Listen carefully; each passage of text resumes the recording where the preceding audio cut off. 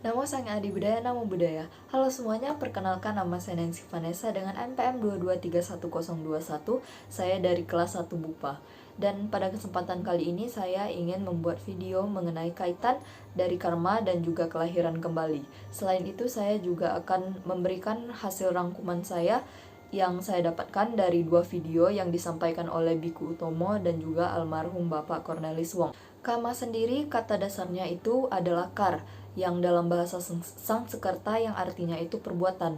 Karma itu bisa datang dari 3 aspek. Pertama dari perbuatan, ucapan, dan juga pikiran. Satu perbuatan itu diklasifikasikan sebagai karma apabila dia itu disertai oleh niat ataupun kehendak saat melakukannya. Contohnya, ketika kita menginjak sebuah daun yang jatuh dari pohon, tanpa tahu di bawah daun itu ternyata ada semut, kita tidak sengaja menginjak semut itu sampai mati. Nah, itu tidak diklasifikasikan sebagai karma yang buruk karena kita tidak melakukannya dengan sengaja, bukan? Terkecuali apabila kita tahu di bawah daun itu ada semut dan kita tahu di sana ada semut, kita ada niat untuk membunuh semut itu, maka saat kita menginjak semut itu akan diklasifikasikan sebagai karma buruk.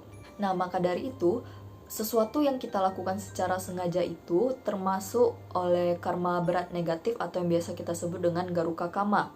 Nah, beberapa contoh garuka kama ini adalah ketika seseorang membunuh ayah kandungnya, membunuh ibu kandungnya, membunuh arahat, dan juga melukai sang Buddha. Karma yang muncul dari keempat hal ini akan lebih cepat muncul daripada karma buruk lainnya. Mereka akan terlahir di alam yang paling rendah atau biasa kita sebut dengan alam avici. Selain garuka kama, terdapat juga karma kebiasaan. Karma yang dibuat menjelang kita meninggal atau yang biasanya dilakukan oleh pikiran dengan memikirkan hal-hal yang negatif ataupun yang tidak benar di saat kita sudah dekat dengan ajal. Karma yang dibuat hanya sekali dua kali, yang seperti berantem dengan orang yang cuma sekali dua kali, ataupun bisa juga mencuri barang-barang orang yang cuma dilakukan sekali dua kali saja, bukan secara rutin gitu. Terdapat 4 jenis karma berdasarkan fungsinya. Pertama adalah karma yang mengondisikan kelahiran suatu makhluk di alam tertentu dan dalam kondisi tertentu, atau biasa kita sebut dengan janaka kama. Kesadaran atau pikiran muncul silih berganti terus-menerus dalam rangkaian yang tidak putus. Kesadaran hasil yang pertama bertindak sebagai kesadaran kelahiran kembali. Lalu kesadaran yang berikutnya sebagai kesadaran keberlangsungan kehidupan. Dan kesadaran yang terakhir sebagai kesadaran kematian. Kedua, ada karma yang menghambat akibat karma yang telah timbul atau yang biasa kita sebut juga dengan upapilaka kama. Ketika seseorang melakukan perbuatan baik secara terus-menerus, kumpulan karma barunya itu menjadi kuat dan mereka bisa menekan karma buruk untuk tidak berkesempatan untuk membuahkan hasil. Namun, apabila ia terlalu menikmati atau terlalu terbawa suasana oleh kemewahan atau enaknya keduniawian pada kehidupan yang menjadikan ia itu tidak bijaksana dalam berpikir ataupun berucap, maka kumpulan karma buruk ini bisa menjadi cukup kuat untuk menekan karma baiknya dalam membuahkan hasil. Yang ketiga, ada karma yang mendorong akibat karma yang telah timbul, atau biasa kita sebut dengan upatambaka kama. Untuk orang yang terlahir di alam bahagia dengan dukungan karma baik, semua karma baik itu akan muncul secara bersamaan di arus batinnya dan akan bertindak sebagai karma pendukung. Sedangkan semua karma buruk di arus batinnya itu akan bertindak sebagai karma penghalang. Kemudian yang keempat dan yang terakhir adalah karma yang menghancurkan akibat-akibat karma yang telah timbul atau yang biasa kita sebut juga dengan upagata karma.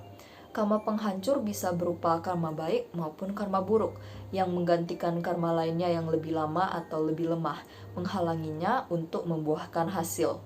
Karma bukan merupakan nasib ataupun takdir yang diberikan untuk kita yang dengan tanpa daya kita harus menyerahkan diri padanya.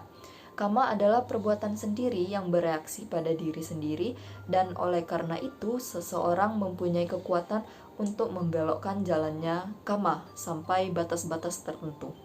Punabawa sendiri berasal dari bahasa Pali yang terbentuk dari dua kata, yaitu kata punah dan juga kata bawa.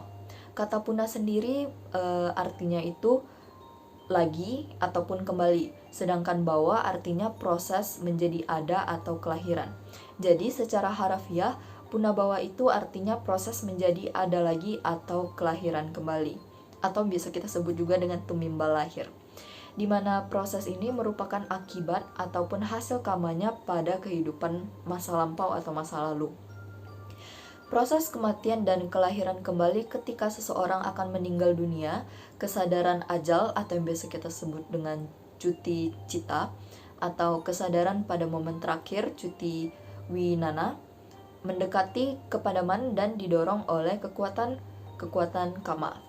Kemudian ketika kesadaran ajal cuti cita ini padam dan langsung menimbulkan kesadaran penerusan atau yang biasa kita sebut dengan patisandicita untuk timbul pada salah satu dari 31 alam kehidupan sesuai dengan karmanya. Demikian pula momen pikiran terakhir dari kehidupan ini mengondisikan momen pikiran pertama dari kehidupan yang selanjutnya.